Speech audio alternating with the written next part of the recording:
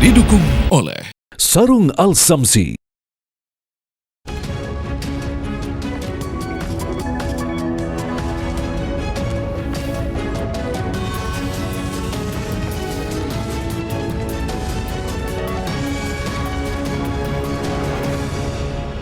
Assalamualaikum warahmatullahi wabarakatuh. Selamat malam pemirsa, apa kabar Anda? Selain kedua kabar utama tadi, kami juga akan menghadirkan sejumlah peristiwa baik dari dalam negeri maupun mancanegara. Bersama saya Windy Wellington, ya langsung saja kita mulai kabar utama selengkapnya.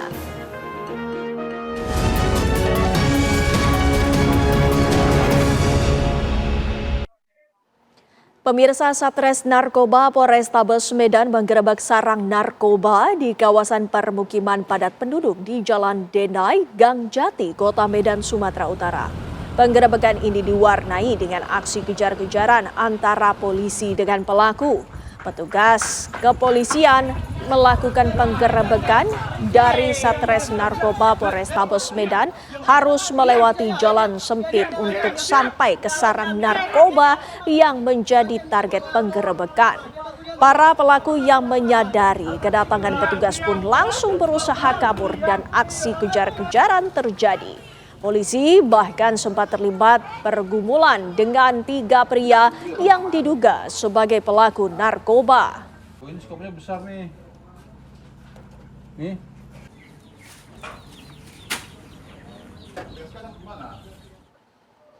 Fenomena hujan es melanda sejumlah wilayah di Kabupaten Pandeglang, Banten. Hujan lebat disertai petir dan angin kencang serta butiran es ini terjadi di sekitaran alun-alun Kota Pandeglang. Seperti inilah pemirsa video amatir milik warga yang merekam detik-detik terjadinya cuaca ekstrim dan hujan es di sekitar alun-alun Pandeglang, Banten pada Kamis sore. Hujan es yang disertai petir dan angin kencang serta hujan lebat di sejumlah wilayah di Kabupaten Pandeglang ini sontak mengejutkan warga. Sejumlah warga mengaku terkejut ketika mendengar benda yang jatuh dari atas menimpa rumah yang ternyata butiran es. Menurut warga, peristiwa ini membuat mereka takut dan hanya bisa berlindung di tempat yang lebih aman.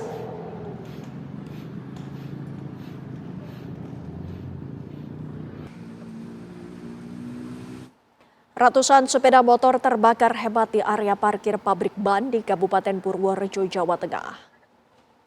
Di parkiran motor. Kebakaran terjadi sekitar pukul 8 waktu Indonesia Barat.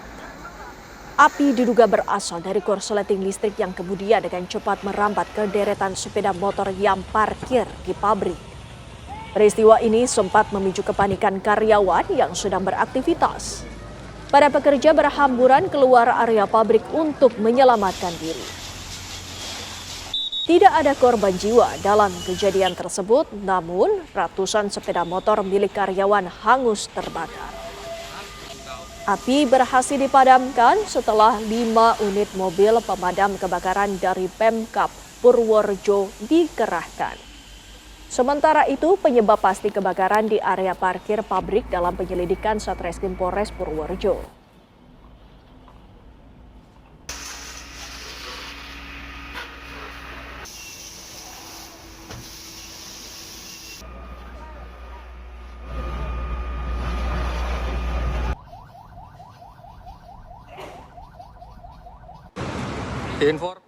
Mobil minibus yang mengangkut belasan jerigen berisi BBM terbakar hebat di depan SPBU Misi Liana, Eran Batu, Kabupaten Toraja Utara, Provinsi Sulawesi Selatan, membuat jalan nasional lintas tengah Sulawesi jadi macet parah. Kebakaran terjadi diduga karena adanya hubungan arus pendek yang kemudian dengan cepat menyambar ke jerigen berisi BBM yang ada di dalam mobil sehingga api pun langsung membesar. Besarnya kobaran api akibat BBM yang dimuat secara ilegal tersebut membuat warga maupun pengendara yang ada di lokasi kejadian tidak bisa berbuat banyak.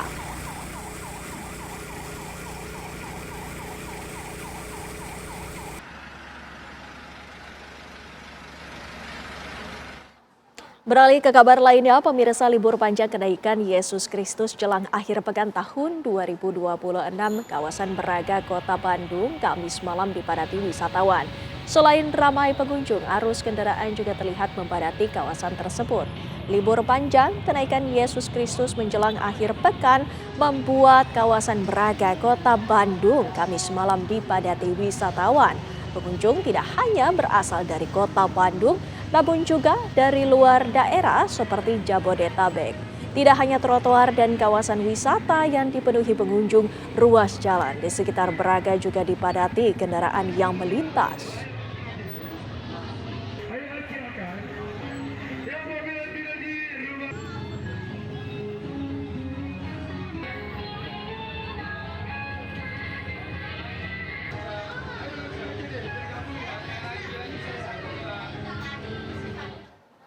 Selanjutnya kita akan memantau arus lalu lintas dan kepadatan tempat wisata di liburan panjang kali ini.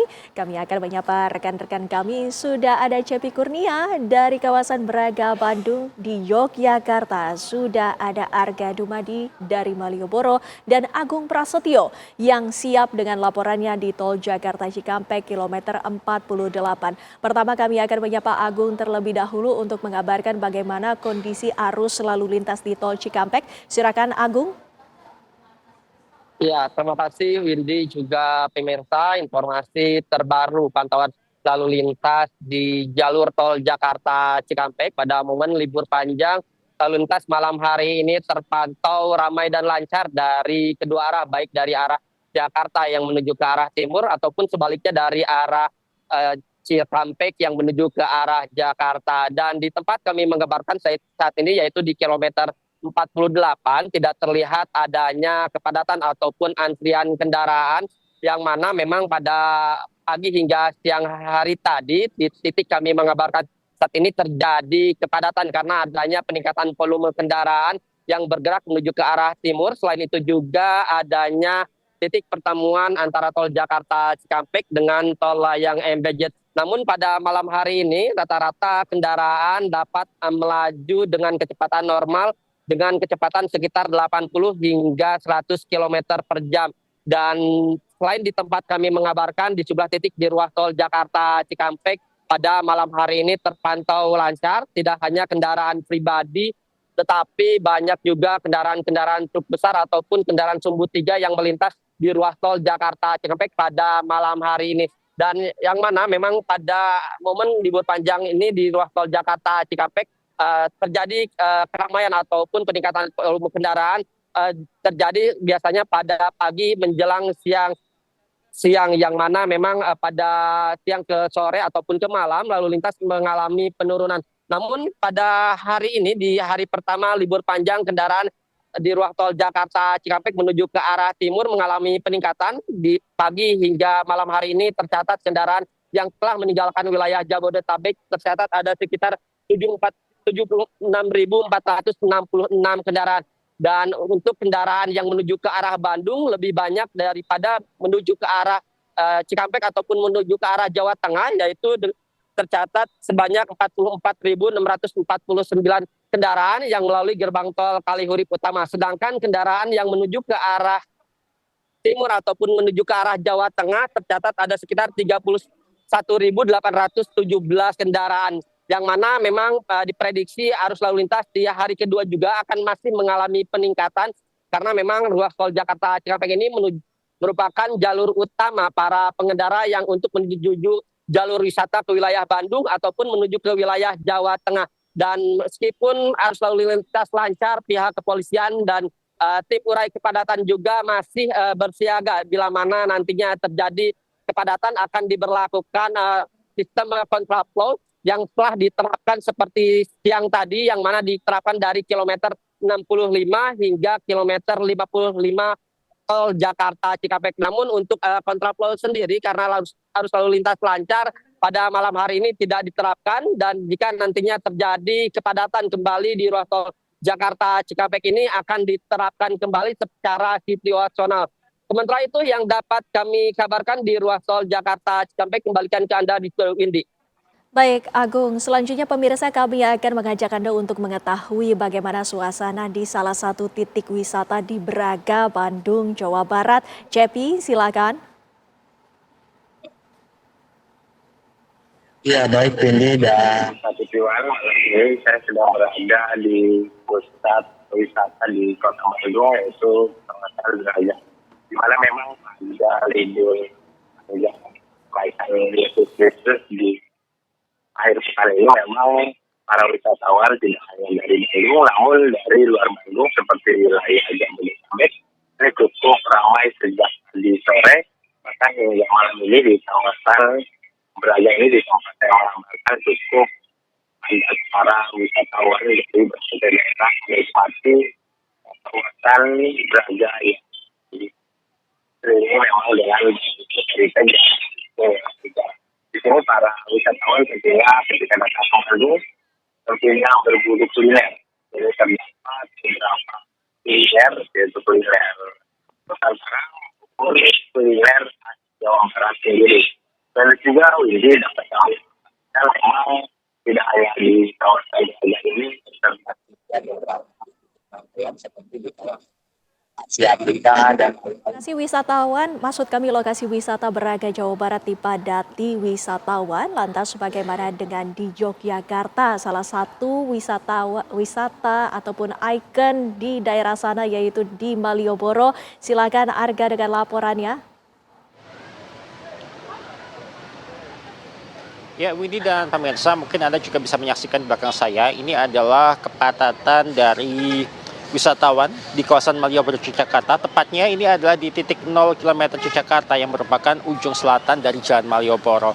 Dan ini pun juga suasana begitu ramai, termasuk juga mungkin Anda bisa menyaksikan ini untuk kendaraan yang melintasi titik 0 km Yogyakarta ini juga cukup padat menjelang pukul 10 malam ini, pemirsa.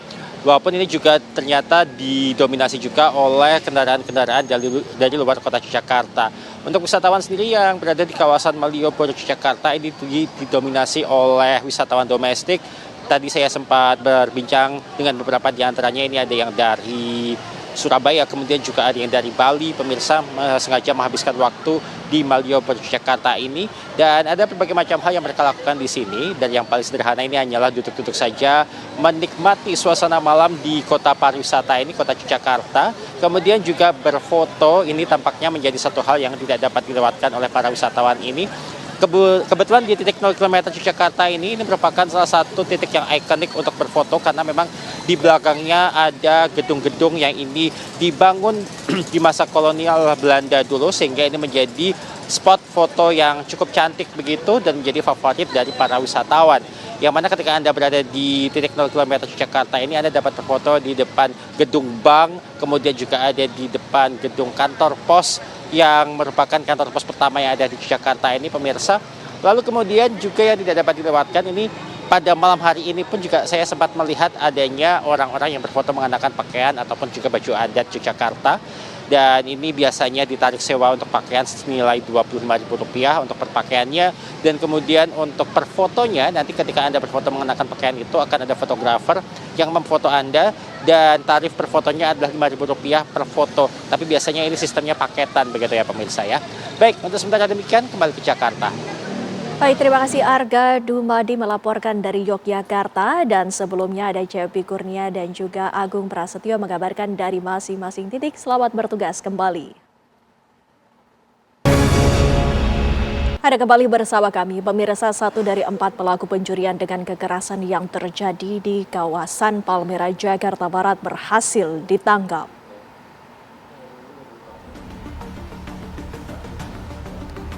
Aksi pembegalan ini terjadi pada Senin dini hari 4 Mei 2026. Dalam rekaman kamera pengawas, korban yang sedang mengendarai sepeda motor dipepet para pelaku yang menggunakan 2 sepeda motor. Tanpa membuang waktu, para pelaku langsung menyerang korban dengan senjata tajam hingga mengalami luka di bagian tangan. Usai korban tak berdaya, para pelaku merampas ponsel dan sepeda motor milik korban. Penangkapan pelaku yang dikenal dengan nama Gembel merupakan hasil identifikasi polisi baik melalui olah TKP, observasi saksi, dan analisa kepolisian. Dari tangan Gembel, polisi menyita motor yang digunakan pelaku serta barang milik korban seperti telepon genggam dan motor. Saat ini polisi masih mengejar 3 tersangka lainnya berinisial GR, PI, dan JU.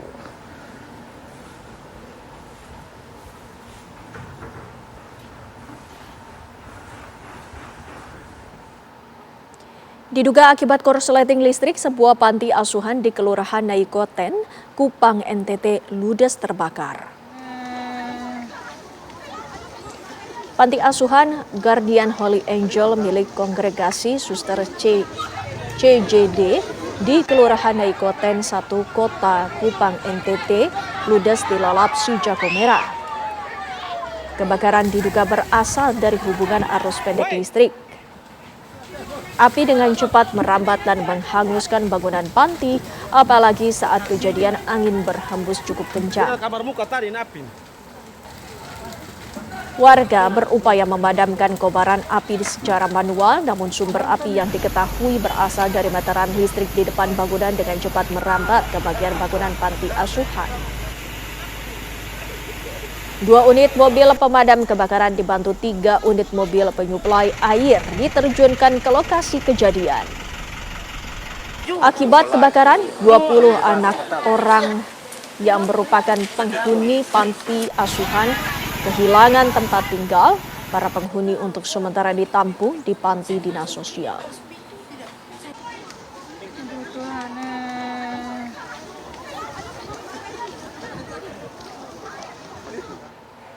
Diduga menjadi sarang prostitusi, Satuan Reserse Perlindungan Perempuan dan Anak serta Pemberantasan Perdagangan Orang Polres Metro Jakarta Barat menggerebek sebuah tempat hiburan malam di Jalan Macan, Kebonjeruk, Jakarta Barat. Inilah rekaman video saat proses penggerebekan sebuah tempat hiburan malam di Jalan Macan, Kebonjeruk, Jakarta Barat yang diduga menjadi lokasi prostitusi. Satu persatu ruangan karaoke diperiksa petugas kepolisian. Hasilnya polisi mengamankan 22 orang pemandu lagu, muncikari, dan pemilik tempat hiburan malam. Kasatres PPA dan PPO Polres Metro Jakarta Barat, Kompol Nunu Suparmi mengatakan bahwa lokasi tempat hiburan malam ditemukan tindak pidana perdagangan orang termasuk anak di bawah umur. Dari 22 orang pemandu lagu, muncikari, dan pemilik yang diamankan, 2 diantaranya merupakan anak di bawah umur. Saat ini polisi telah menetapkan 5 orang sebagai tersangka.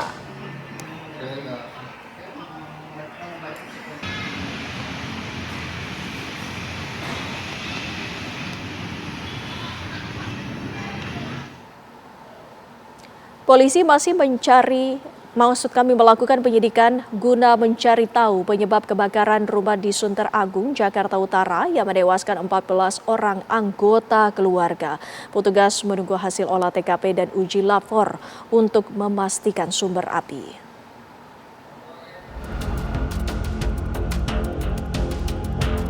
Pasca kebakaran rumah di Jalan Agung Perkasa 4, Sunter Agung, Tanjung Priok, Jakarta Utara, polisi segera mendatangi lokasi kebakaran dan melakukan olah TKP. Olah TKP digelar demi mencari tahu penyebab kebakaran rumah berlantai 2 tersebut. Polisi masih menunggu hasil olah TKP serta pemeriksaan laboratorium forensik untuk memastikan sumber api. Karena titik api nanti yang menentukan adalah lapor ya. Jadi dari lapor nanti tahu sumber api kemana, arah api kemana, itu lapor yang menentukan. Kami olah TKP awal belum bisa menentukan itu. Ini makanya kami Polselain dulu, nanti menunggu lapor datang, kemudian kita adakan olah TKP lanjutan. Sementara identitas dari yang kami temukan di TKP maupun keterangan dari yang korban selamat dari keluarganya, itu yang meninggal adalah masih satu keluarga, kakek, nenek, kemudian ibu bapaknya yang meninggal. Insiden kebakaran ini terjadi pada Rabu dini hari kemarin. 4 orang yang merupakan satu keluarga ditemukan meninggal dunia. Sementara 2 orang asisten rumah tangga berhasil diselamatkan. Lokasi kebakaran dipasangi garis polisi untuk menjaga lokasi tetap steril selama proses penyelidikan berlangsung. Dari Jakarta, Dava Akbari, TV One, mengabarkan. Berkat keberadaan kamera pengawas CCTV, polisi berhasil menangkap pelaku jamret spesialis kalung emas yang selama ini meresahkan warga Bantul, Yogyakarta. Inilah rekaman kamera pengawas CCTV di wilayah Dirosewon, Bantul yang merekam dengan jelas detik-detik pelaku kabur menggunakan sepeda motor setelah menjamret kalung emas seberat 10 gram dan liontin milik seorang wanita Parubaya pada 27 April 2026. Dari rekaman CCTV, polisi melacak identitas sepeda motor yang digunakan oleh pelaku. Setelah melakukan pengejaran selama sepekan lebih, akhirnya jajaran Reskrim Polsek Sewon berhasil menangkap pelaku, namun barang bukti kalung emas sudah dijual di pasar Kota Gede seharga 12 juta rupiah. Pelaku mengaku telah 15 kali menjamret di Yogyakarta.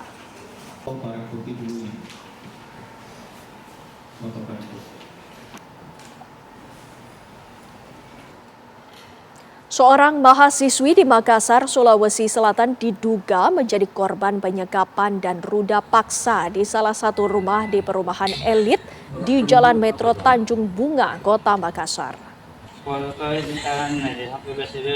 Inilah rekaman video warga di mana korban terlihat sedang duduk di depan salah satu rumah warga dengan kondisi tangan terikat. Korban berhasil kabur dari penyekapan dengan kondisi luka akibat penganiayaan menggunakan senjata tajam. Berdasarkan hasil penyelidikan, kasus penyekapan dan dugaan ruda paksa ini bermula saat korban mencari pekerjaan di Kota Makassar. Korban kemudian menelepon pelaku usai melihat lowongan sebagai babysitter di media sosial. Setelah tiba di lokasi, korban bukannya langsung bekerja, malah disekap oleh pelaku selama 3 hari. Selama disekap dan disandera, korban juga mengalami tindakan kekerasan dan ruda paksa. Kasus penyekapan dengan modus lowongan kerja palsu tersebut masih dalam penanganan unit PPA Polrestabes Makassar dan Polsek Tamalate.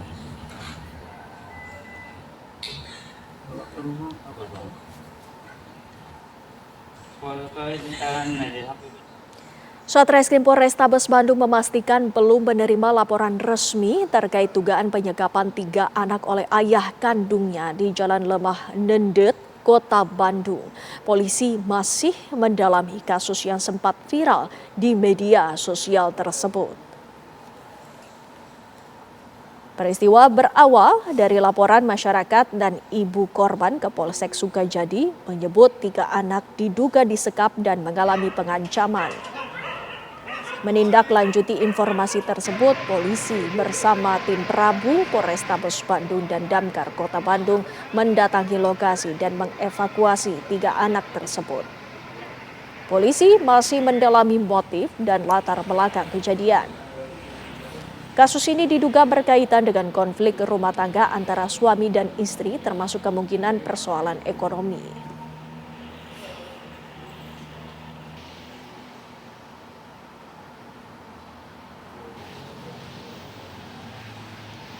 Ibunya atau istrinya ya yang mendatangi Polsek Sukajadi melaporkan kepada kepolisian adanya kejadian di rumahnya, yang disampaikan oleh ibunya kepada kami kepolisian bahwa anaknya disekap ya, atau disandera menurut dia ya, sehingga pada waktu itu pun dia menyampaikan adanya pengancaman juga bisa membantu untuk mengambil anaknya ya, 3 orang. Jadi rekan-rekan kami pun di sini dari Satreskrim kami sedang melakukan penyelidikan ya, untuk mengetahui peristiwa yang sebenarnya. Seorang advokat sekaligus dosen, David Tobing, mengajukan gugatan perdata terhadap MPR RI, 2 orang juri dan seorang MC dalam kegiatan Lomba Cerdas Cermat Pilar 4 MPR RI di Pontianak sesaat lagi.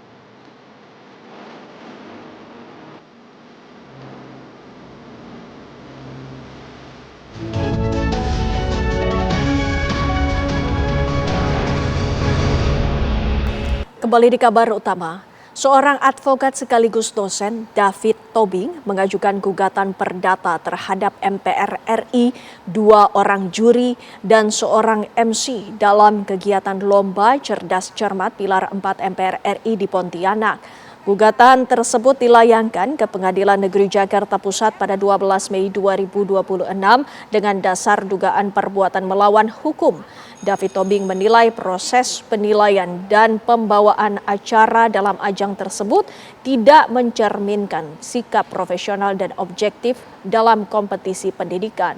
Menurutnya, tindakan para tergugat telah merugikan peserta termasuk siswa dan guru dari SMAN 1 Pontianak. Dalam gugatannya, David meminta majelis hakim menyatakan para tergugat telah melakukan perbuatan melawan hukum.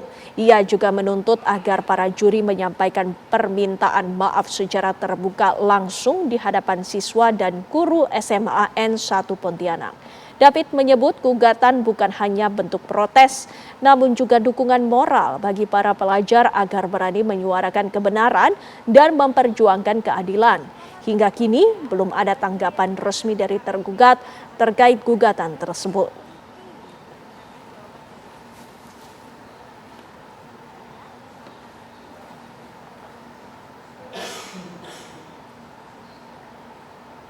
Yang pertama tuntutan saya adalah para juri harus meminta maaf secara langsung dan terbuka di depan seluruh siswa dan guru SMA 1 Pontianak dan langsung datang ke Pontianak, tidak melalui media, tidak melalui juru bicara atau tidak melalui wakil atau ketua MPR.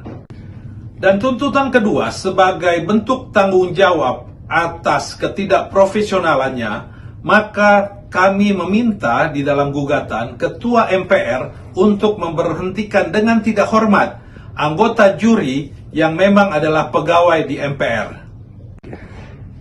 Selanjutnya saya juga memohon kepada hakim agar menghukum juri dan juga MC agar tidak lagi menjadi juri dan MC di acara-acara nasional, acara pusat maupun daerah. Sementara itu, Josefa Alexandra dan teman-temannya dari SMA Negeri 1 Pontianak Kalimantan Barat peserta Lomba Cerdas Cermat 4 Pilar MPR tingkat Provinsi Kalbar diundang Wakil Presiden Gibran Rakabuming Raka di Istana Wakil Presiden Jakarta Rabu kemarin. Josefa Alexandra yang akrab disapa Ocha datang didampingi pihak sekolah. Pertemuan Wakil Presiden Gibran bersama Ocha dan 9 orang temannya berlangsung tertutup sekitar 1 jam. Menurut Ocha, dirinya tak menyangka dari peristiwa Lomba Cerdas Cermat yang viral, dia punya kesempatan terbang ke Jakarta untuk bertemu Wapres. Dalam pertemuan itu, Wapres memberikan tips untuk berbicara atau berpendapat di depan umum. Ocha mengaku senang dan menilai kesempatan bertemu Wapres sebagai semangat dan harapan untuk maju dan berkembang.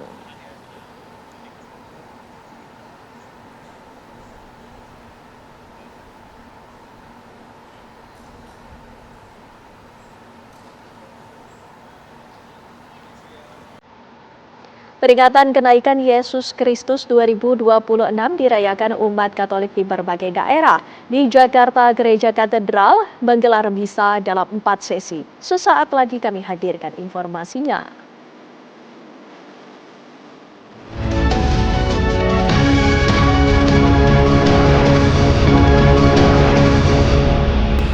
Terima kasih Anda tetap bersama kami. Pemirsa, Menteri Keuangan Purbaya Yudi Sadewa optimis rupiah akan kembali menguat terhadap dolar mulai pekan depan. Sejumlah kebijakan telah disiapkan oleh Purbaya, salah satunya adalah dengan menerbitkan Pandabon. Yang paling utama kita adalah tetap menjaga musim-musim pertumbuhan sehingga fondasi ekonomi kita tetap baik ke depan. Kalau investor menyadari itu, dalam negeri dan luar negeri pasti akan mulai mengimplementasikan rencana investasinya. Itu yang akan membuat rupiah menguat. Tapi dalam jangka pendek kan kita nggak bisa masuk ke rupiah kan, itu kan ranahnya bank sentral. Cuman kita akan bantu sedikit di bond market. Kami sudah masuk kemarin sedikit, tapi nanti ke depan akan masuk dalam jumlah lebih besar lagi. Mungkin 2 triliun setiap hari. Supaya bond yield-nya turun. Kalau bond yield-nya turun biasanya orang asing yang pegang bond di sini nggak keluar karena mereka nggak takut capital loss lagi. Itu yang kita harapkan akan menjaga nilai tukar. Dan asing pun ketika melihat yang di luar ya, kita ngelihat yield-nya turun terus, artinya ada capital gain, dia akan masuk, itu akan memperkuat nilai tukar rupiah. Kalau kurang kita akan pikirkan cara yang lain lagi. Tapi saya yakin minggu depan kita akan menjalankan suatu kebijakan yang membuat rupiah menguat dengan signifikan. Kalau kita lihat Panda Bond akan merupakan diversifikasi yang baik dari sumber pendanaan kita, bukan dari dolar aja, dari selain dolar kan dari yuan ya, renminbi. Itu akan jelas menurunkan permintaan pemerintah akan dolar. Jadi tekanan ke rupiah akan melemah sedikit, emang turun sedikit lah dari situ. Tapi yang jelas kalau Anda bilang apakah Cina berminat, saya sudah ketemu ICBC, Bank of China juga, mereka berminat sekali untuk melakukan investasi di sini dalam atau membantu kita memberikan Panda Bond di sana. Dan yield-nya rendah, waktu itu sekitar 2,3%, kan hampir separuh dari bunga atau yield dari surat utang yang kita berikan dalam dolar. Saya pikir akan menarik sekali di situ. Yang penting kita bisa diversifikasi pasar, dan Cina kan besar ininya pasarnya, jadi itu suatu prospek yang menarik sekali buat kita. Beralih ke kabar lain, peringatan kenaikan Yesus Kristus 2026 dirayakan umat Katolik di berbagai daerah. Di Jakarta, Gereja Katedral menggelar misa dalam 4 sesi, yaitu pukul 8:30 WIB, 11 waktu Indonesia Barat, 16:30 WIB, dan 19 waktu Indonesia Barat. Pelaksanaan misa di Katedral Jakarta berlangsung hikmat dengan kehadiran sekitar 800 umat di dalam gereja dan 1.500 umat di area luar ruangan di setiap sesinya. Tema perayaan tahun ini mengangkat keutuhan alam ciptaan sesuai arah dasar Keuskupan Agung Jakarta.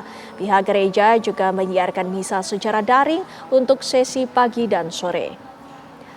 Berbeda dengan Paskah atau Natal, kali ini tidak disediakan tenda tambahan karena misa digelar dalam 4 sesi.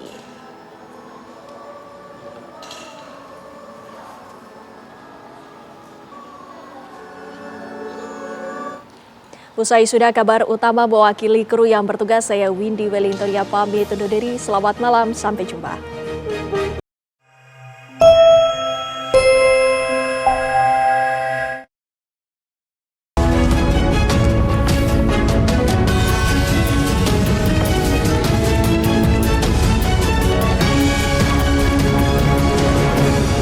Didukung oleh Sarung Al Samsi,